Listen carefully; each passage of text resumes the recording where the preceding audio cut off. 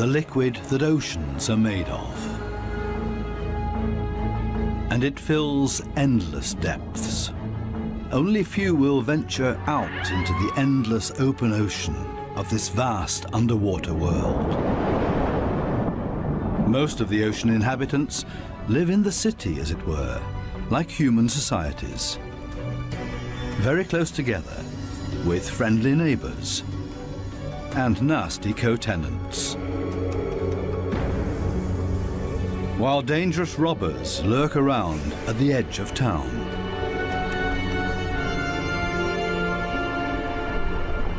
To assert yourself here, you have to be equipped with all kinds of tricks and clever strategies, or lie and cheat. Coral reefs are the largest structures in the world. They're giant submerged metropolises.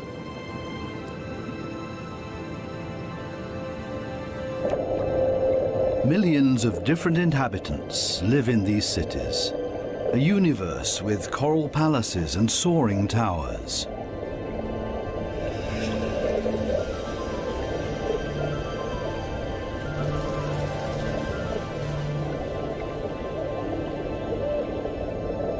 Every neighborhood has a chief. The entire street belongs to this guy. No trespassing, okay? A typical large city with all the noise and ruckus.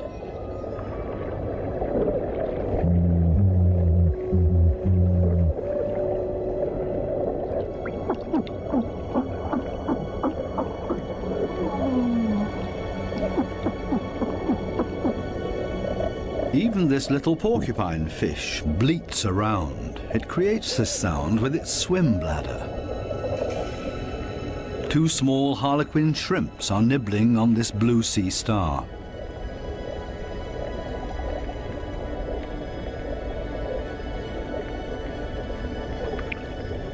If someone else shows up, he will catch hell.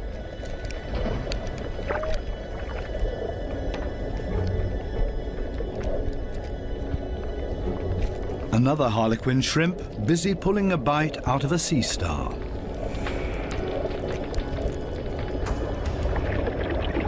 Moray eels in disagreement.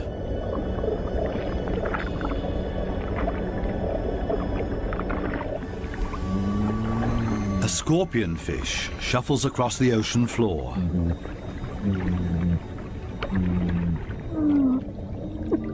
Everything and everybody makes a lot of noise. A boxer crab threatens everybody that comes by, holding two poisonous anemones in its claws. At least the anemone reef looks peaceful. Or does it? The clownfishes are having a huge thing.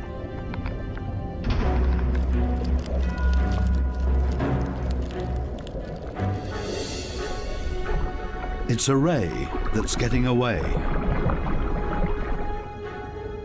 A dispute amongst the members of the cichlid family. Who is stronger, and especially who is louder?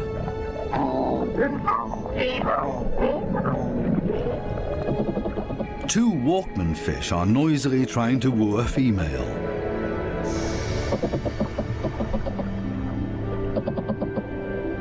Big city noise everywhere, especially when a large structure is being torn down. Everybody lives in their own way in this noisy metropolis. Some hover above it all, but others are more down to earth and literally live in the coral sand. These goat fishes, for example, they plow through the ocean floor and catch smaller animals between their teeth. They use their barbels like a dowser. With them, they can detect even the weakest electric fields that point them towards small prey.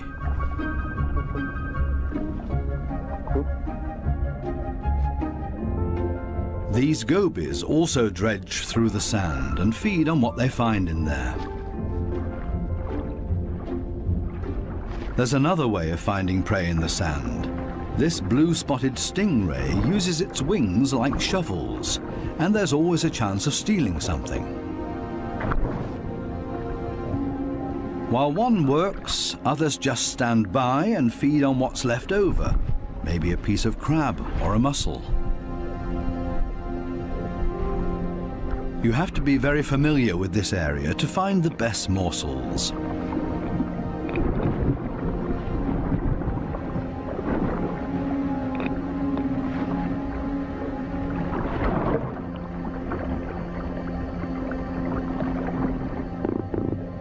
This triggerfish uses a strong stream of water. The fish blows away the sand to unearth whatever is hidden inside it. Others are quick to steal whatever they can.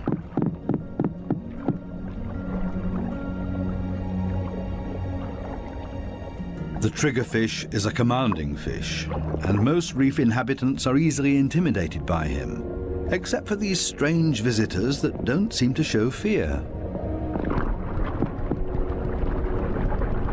In any case, it's best to cover them up with sand.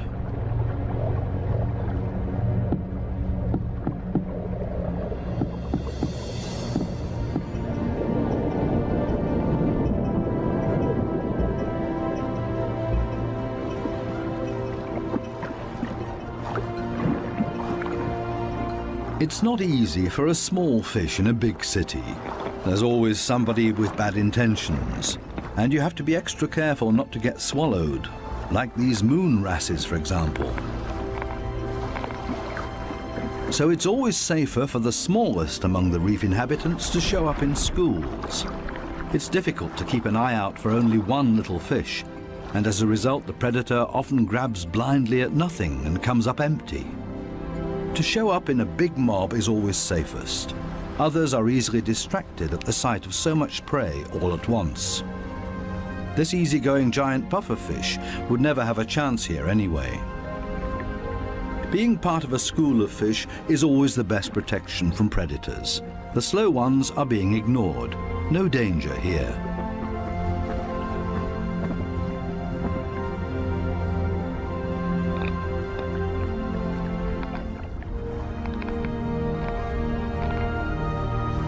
The school distributes the danger. If there are 1,000 fishes, any of them can be the target, and 999 are going to be just fine.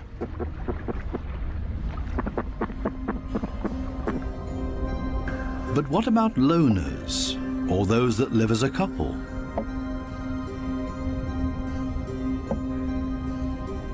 Seahorses, for example, camouflage themselves to look like the coral branches they're holding on to.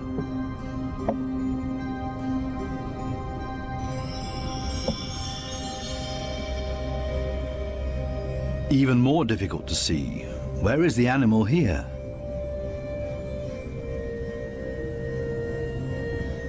Only the eye betrays this trumpet fish's camouflage.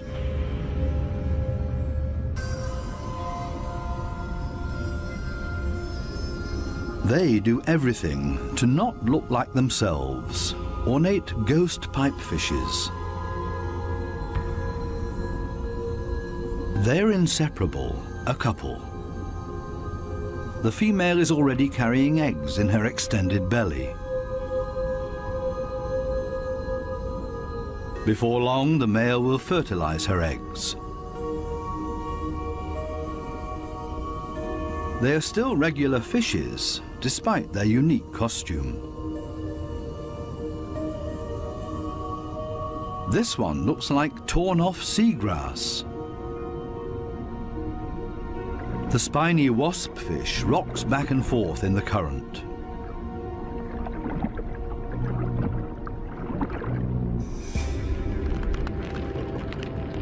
Not a monster, but ingenious camouflage. A spider crab that's decorated its head with a sponge. This will deter any predator.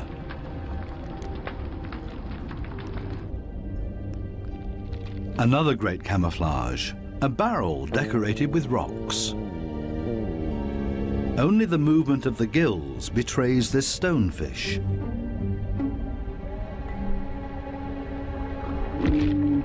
Even a smack with a fin doesn't bother him. The fish knows it will not hurt him. It only shoves him a little further to the side.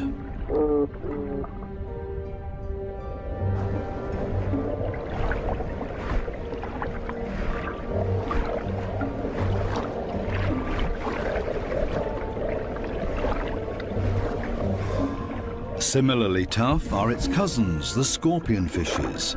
They lie there as if dead, especially when others around them freak out. And even when moray eels fight with lionfishes for food.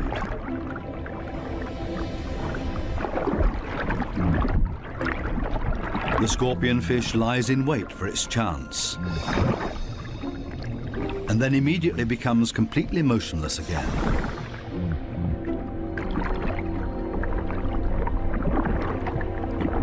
The only difference is that it raises its dorsal fins with the poisonous barbs inside, is completely still but now also armed.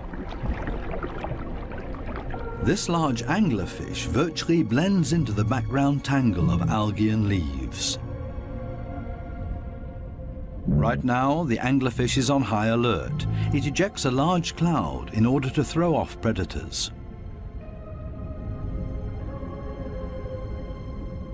It's not the time to feed or catch anything. Its angling rod is lying flat on the fish's back. The white tip at the end of the rod is used to lure prey. The anglerfish feels threatened by something. Finally, it gives up its camouflage and moves further over, using its fins to float. As soon as the fish retracts the fins, it sinks to the ocean floor. Anglerfishes come in all kinds of shapes and sizes. Their trick is ingenious, using the angling rod as a lure. And every curious little fish becomes dinner. Many animals, including ocean inhabitants, communicate with a mixture of sounds and behavior. Everybody has to look out for their own survival in this metropolis of ocean inhabitants. But it seems maybe not quite everybody does it by themselves. The partner goby has come to an agreement with two pistol shrimps. The goby keeps an eye on things while the shrimps keep maintaining their hole. Larger rocks at the entrance are ideal for securing it.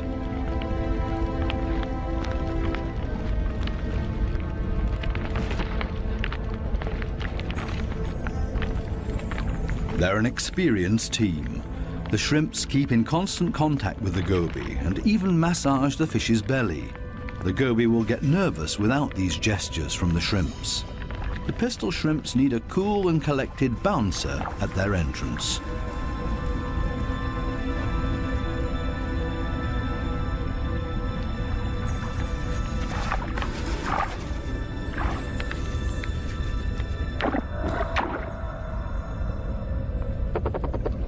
Teamwork. This is where the anemones settle with their poisonous tentacles. Whoever gets caught by those will pay for it dearly or lose their life.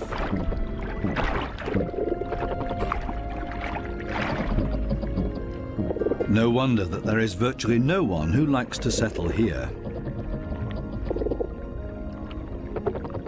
The little clownfishes are the only ones that know how to deal with these tentacles. They cover themselves with the slime of the anemone's tentacles and are protected from the poison. The clowns are safe in here, and in return will protect their anemone as well as they can. This seems like a sensible deal. But on occasion, the anemone will pull the tentacles inside its column-shaped body, which means the clownfish's home is gone. When this happens, they panic and look for another anemone that they can hide in for the time being. Unfortunately, this one is already occupied, and the next one as well, and this means having to fight its current owner.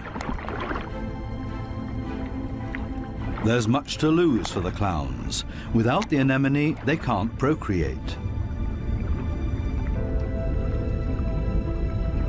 The clownfishes attach their eggs to the bottom of the column-shaped foot of their anemone, hidden behind the poisonous tentacles.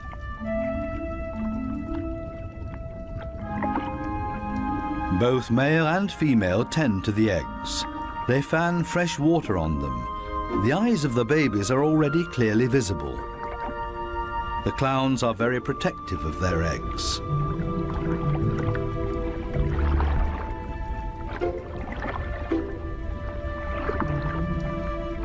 It takes the two of them to protect their offspring, and only in conjunction with the anemone. Everybody in the reef has to take special care of their young. If they don't, it means their species will simply die out. So it's not surprising that everybody gives it their best effort.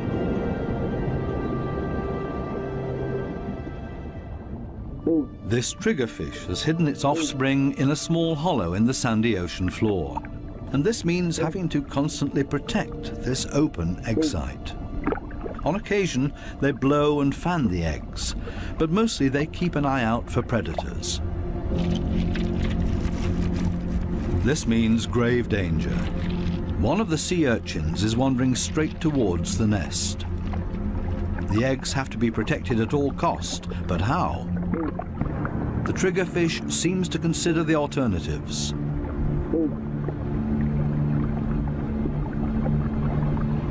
But then it blows and then rams the sea urchin. Again and again until it breaks, the sea urchin's guts spill out into the open. A few more hits for good measure. The danger has been averted. Everything else is easy.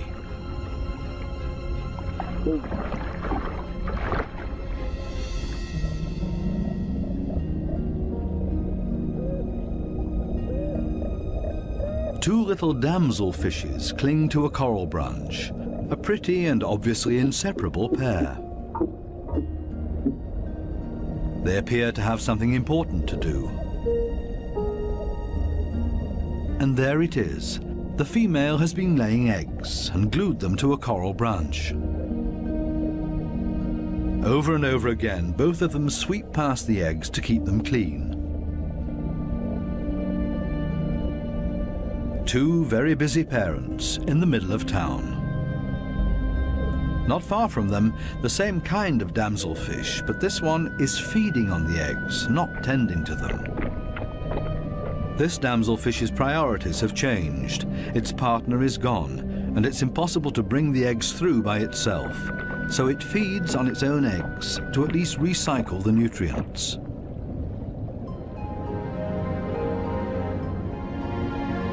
There are many different strategies to give one's offspring a good start.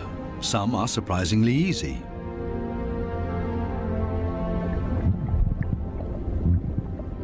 The mass mating of the black sea breams. The males are so generous with their sperm that often a cloud of it will engulf the entire wedding party.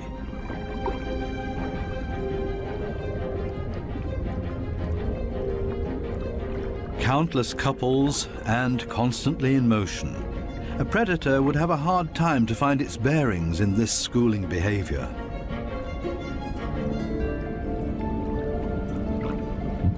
The fish's instincts cause them to mass mate in order to ensure the survival of their species.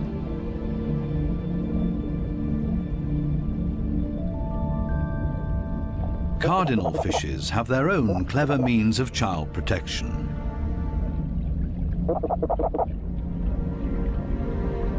It's not time yet. The couple are still flirting and courting with each other, going around and around.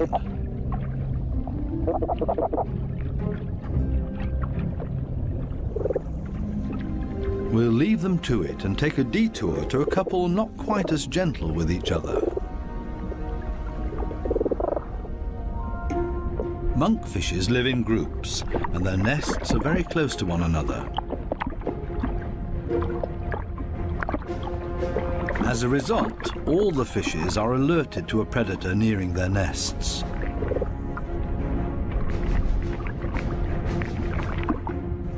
Hermit crabs love to feast on the eggs of the monkfishes, so the protective parents are all getting nervous.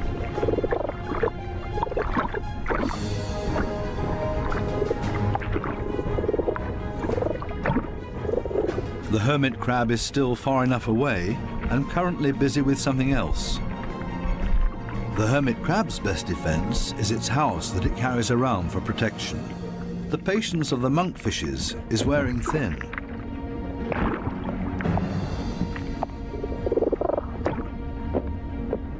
Now everyone attacks in order to bowl the crab away from their nests.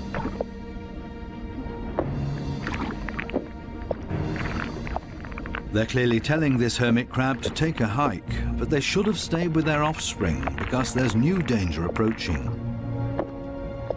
A gaggle of rainbow wrasses takes advantage of this unique opportunity and ravages the monkfish nests.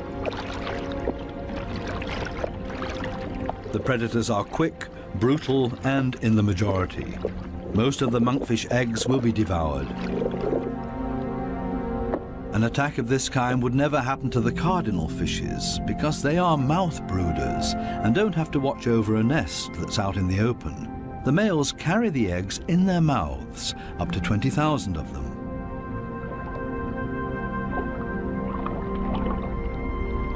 A mobile nursery. They're safe here in their father's mouth, unless, of course, he gets eaten.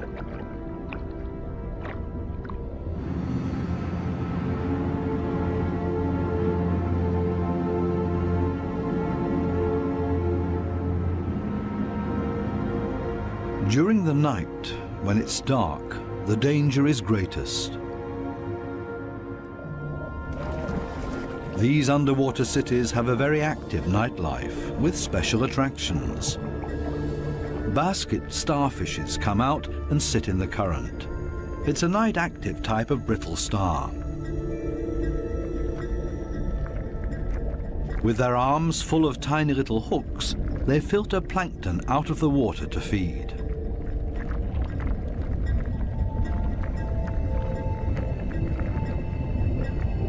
A very elegant feather star. It's on the move to find a better spot to filter plankton.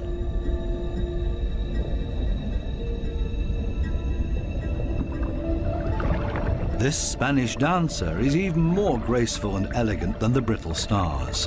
It's a type of nudibranch.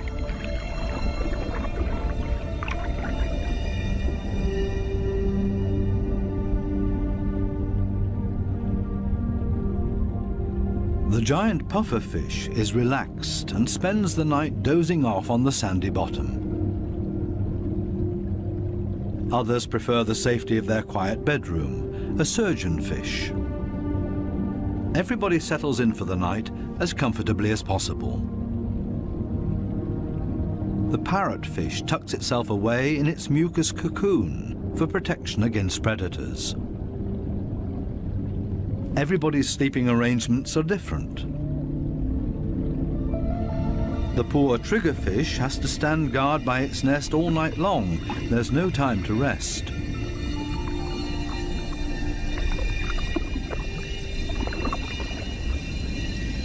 Some of the predators are quite soft-footed. A cone snail has spotted a small fish.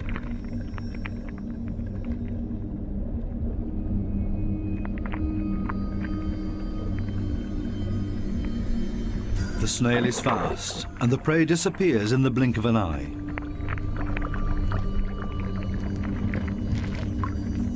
The night is still young, and still full of danger and terror. These lionfishes pose danger to the cardinal fishes.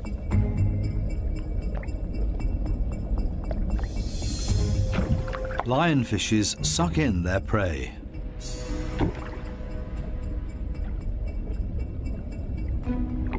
Even if they choke on it.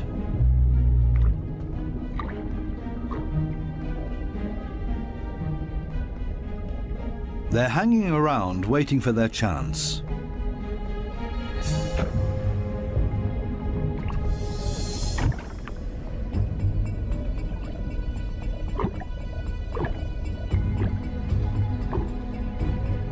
This poor cardinal is sideways in the lionfish's mouth, eggs and all.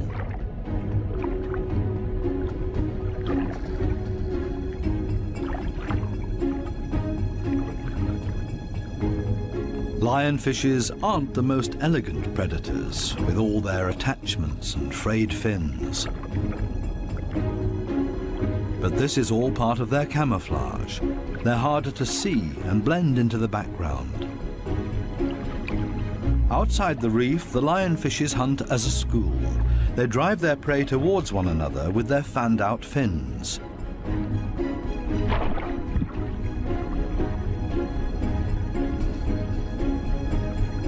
They prefer to attack from above, cornering their prey. This is not a different location, just different light.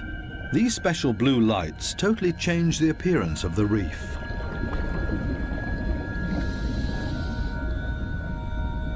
Now we can see that the coral polyps are bright red, and they clearly stand out from their environment.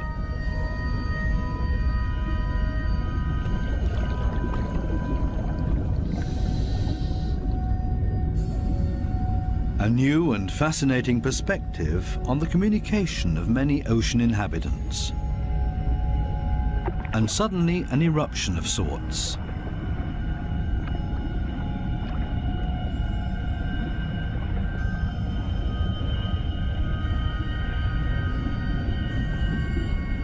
It looks like smoke, but in reality it's a type of reproduction. A carpet anemone is ejecting its sperm.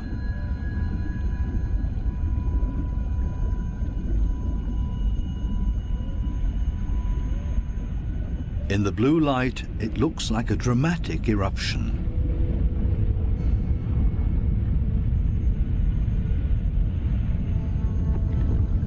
A hermit crab as a magic lantern.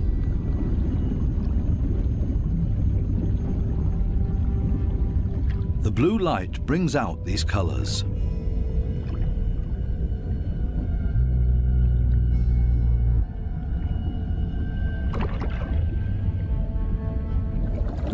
An entire group of lionfishes on a food foray.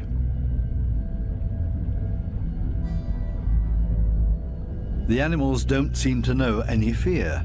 It seems that they're well aware of the poison they carry in their back spines. They even use the light of our dive torches to their advantage. There's no nightly rest to be had here.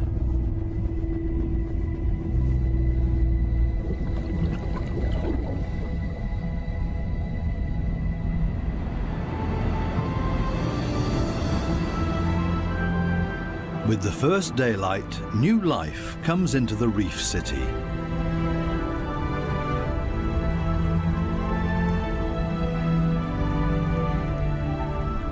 They all seem to start going again, ponderously with armored fins.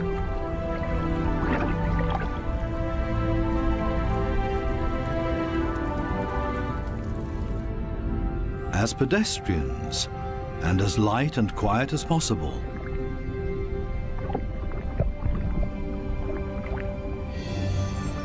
Mother and daughter, elegant and synchronous. Some have to hustle along on 10 legs. This spider crab runs straight into a brittle star gathering. A giant smash-up in the early morning. Wildly flopping around, everybody tries to get away.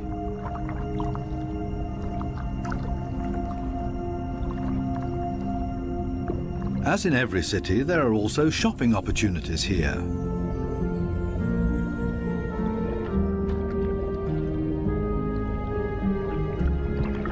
This moray eel knows her shops well. She rushes to her favorite store every morning. The same with this blue-spotted ray. But they haven't opened yet. It leans on one fin as if to say, it's waiting.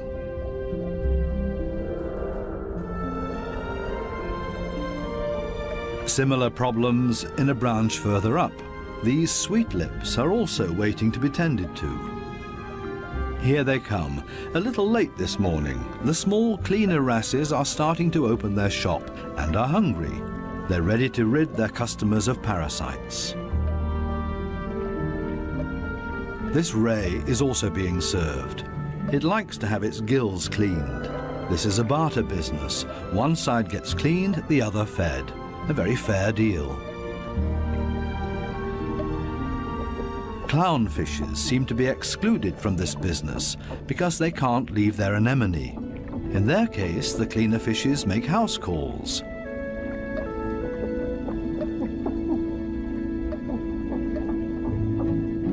This snake eel is also otherwise engaged, and the cleaner shrimps are also making house calls for him.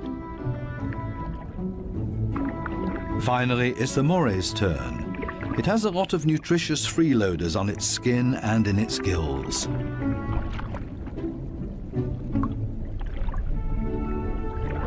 All of a sudden, the cleaners leave. Why?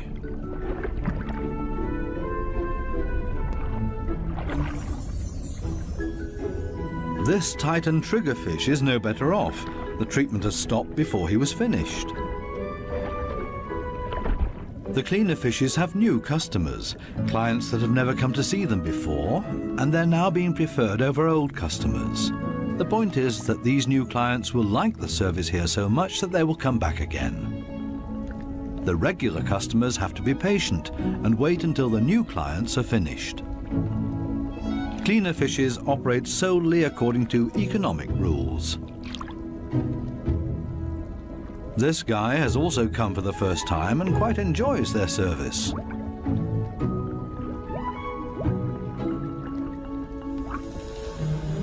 Sometimes it's too much of a good thing, though. This small black-spotted puffer just wants to look around and is not asking for a cleaning at this time. It swims away quickly and clearly annoyed. It's time to go back to the regular customers before they get impatient and leave for good.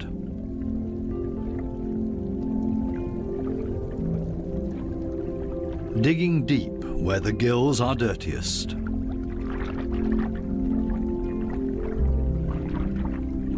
One last time through the mouth, and it's as good as new, and the teeth squeaky clean. Now this male moray can start looking for a suitable female. She is clearly not interested in male visitors. This next dugout also does not look encouraging.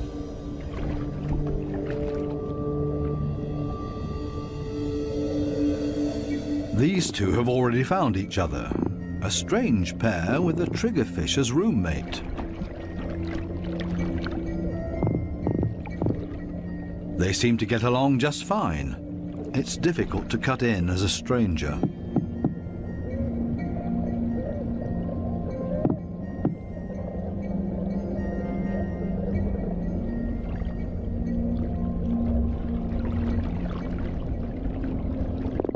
It would also be well advised to stay away from this giant triggerfish.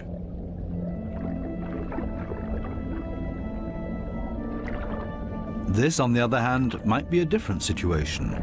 It's important to be patient.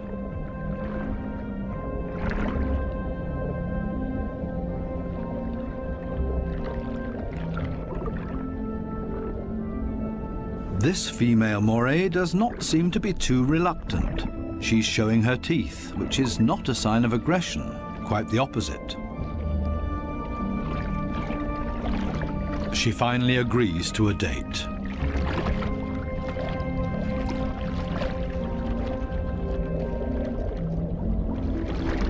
The two of them are getting to know each other. Moray eels are very gentle with their mates.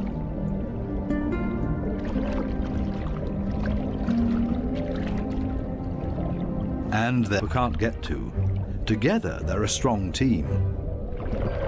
A grouper that's trying to convince this moray to hunt with him. The grouper signals this to the moray by rocking back and forth and shaking for all it's worth.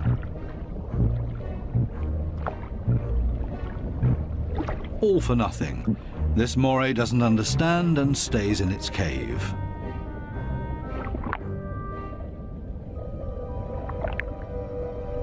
Next try. Maybe the moray will react this time and swim with him. Again, no luck.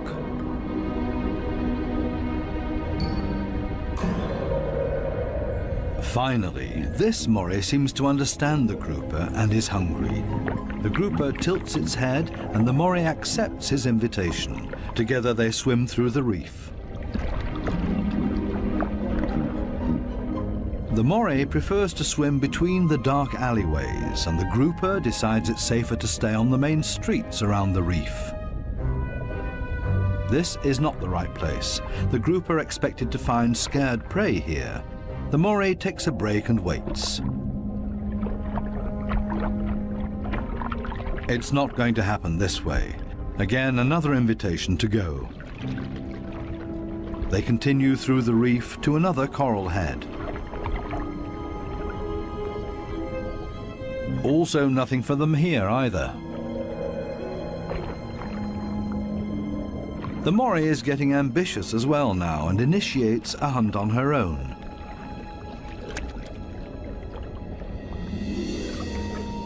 She might be better at finding hunting spots.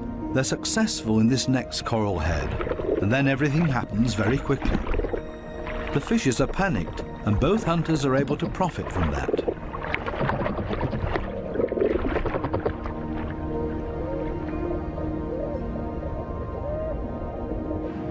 This coral city offers living space for millions.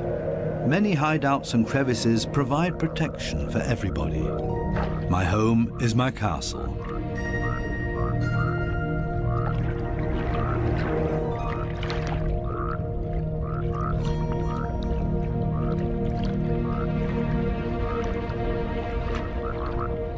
While some escape between sharp corals, others curl up in a ball.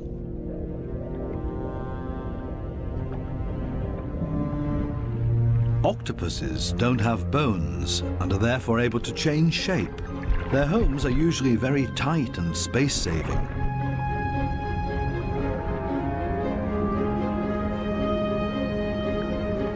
They like to live a bit further apart from their neighbors because they're not necessarily always friends with one another.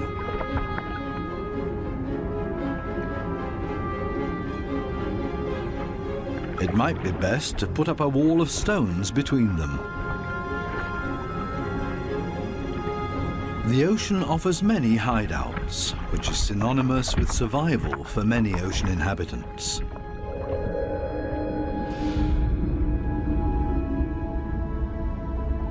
There can also be hideouts that nature never intended to be there. Such as this giant wreck, 240 feet deep.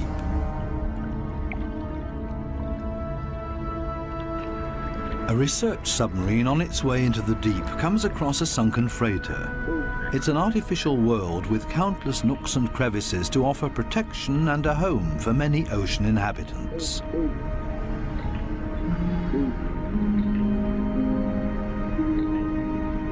The wreck has long been overgrown with all kinds of sea life. The side of the hull has become a living wall made of corals and sponges.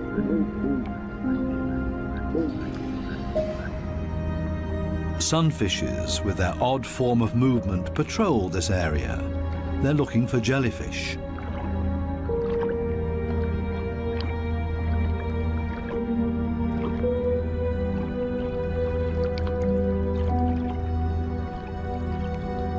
In steerage, where the current is strongest, filter feeders have found a new home, such as these sea fan corals.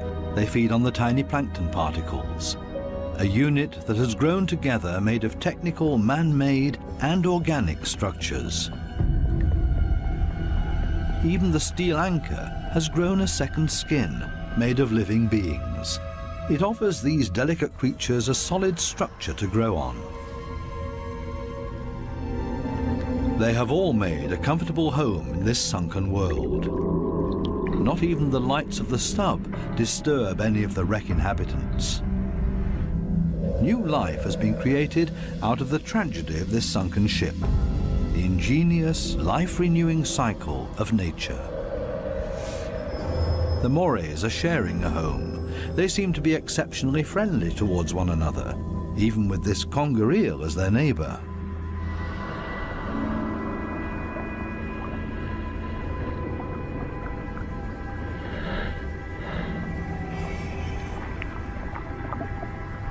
Even the octopus remains unharmed by the morays.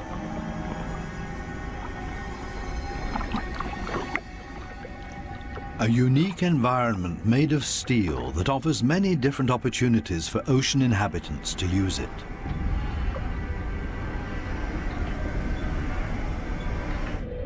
Even this fishing net offers a conger eel a place to hide. The original destination of the sub is located a bit deeper, a picturesque underwater city full of ancient amphora architecture.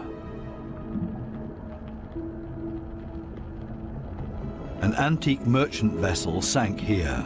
Only the clay containers, once filled with Greek wine, are still visible. Now they offer homes and protection to many ocean inhabitants. Similar to the reef, hiding places are essential for staying alive down here. The amphorae have a very special shape. They taper towards the bottom, so they could be stored sitting upright in a layer of sand in the hull of the ship. The amphorae and their precious contents were safe during transport. Spiny lobsters welcome these types of caves. Conger eels also feel safe in this mess of amphorae and shards of clay, as if it was made for them and their slender, long bodies.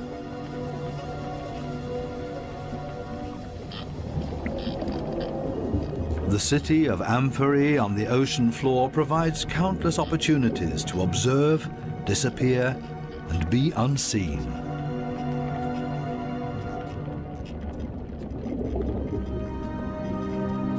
Maybe that's why this city seems to be very calm and orderly, even when the conger eel swims above everybody's abode. Nobody panics because they only have to withdraw slowly into their homes and are safe. The same goes for this forkbeard.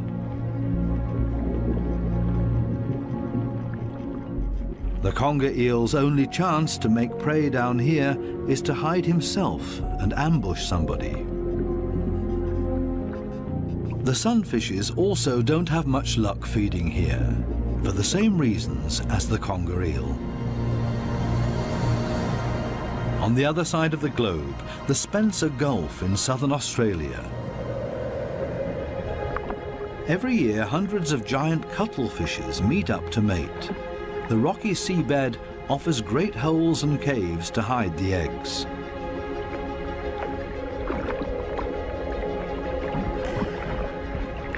The females are smaller than the males and seem to be a bit shy, keeping their arms tucked tightly together.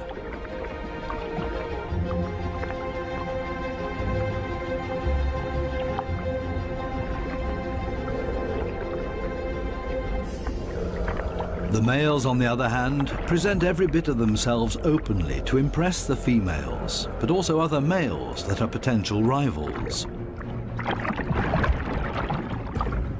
When the going gets tough, it's always a good idea to hide behind the safety of a cloud of ink.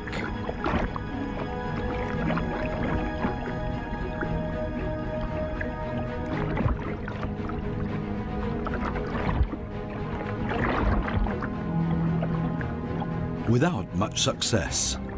Escape in reverse.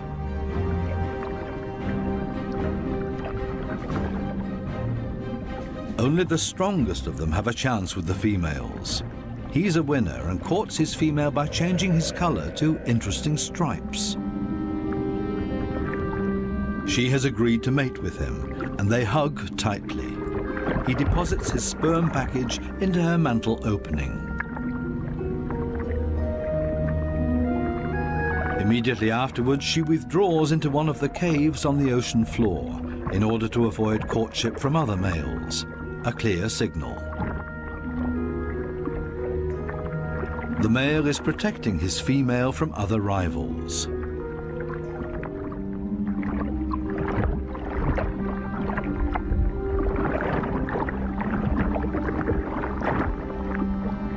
But there's always the unexpected. A so-called sneaker male tries to cut in. This male is much smaller and pretends to be another female by acting like one, very demure and shy.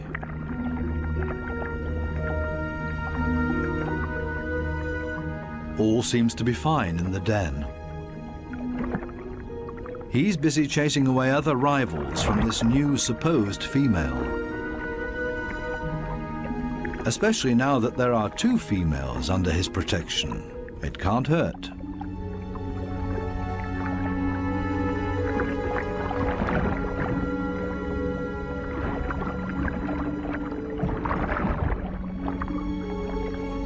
The two supposed females on the bottom below him are getting closer to each other, the sneaker male and the female. They mate in secret, under the protection of the strong male. As soon as the sneaker male is found out, it gets dangerous for him, but he has achieved what he came for and mated with this female. The beatings are nothing compared to the glory of his success. Intelligent strategies and tricks are essential for survival underwater and part of everyday life. A final dive into the magical world of sharks. This spot on a sandbank close to the Bahama Islands has great attraction for these lemon sharks. They come here by the hundreds, and nobody exactly knows why.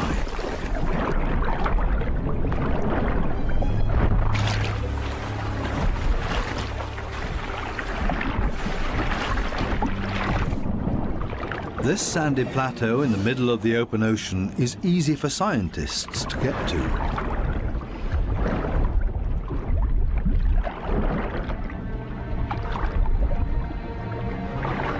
This experiment will show how sharks react to their own reflection. The metal mirror stands upright on the seabed. The animals that swim towards it will see their own reflection coming closer. How will these lemon sharks react? Now the researchers have to have strong nerves. Things stay surprisingly calm. The foreign object is almost ignored, as if it had been there forever. The sharks either swim past it or underneath it.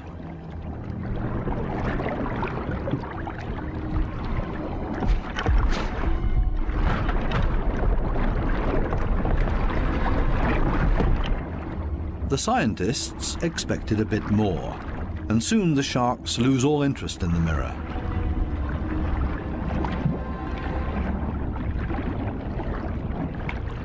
Some sharks even calmly drop to the seabed to rest. Hey, we in Cambodia.